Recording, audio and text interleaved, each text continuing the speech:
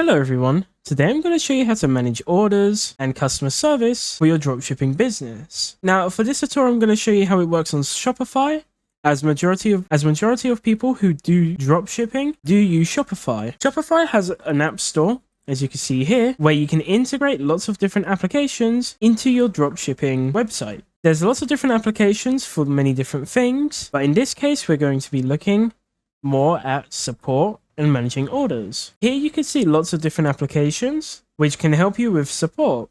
You can see what they each do. I would definitely recommend going through, trying different applications and implementing them into your website, even if it's just for a couple days, just for you to see which one you like the most. And the same goes for managing orders. I'd also recommend going through different ones and trying them out for yourself to see which one you like the most. And that's basically it. If you have any questions, feel free to ask them in the comments below. Thank you for watching.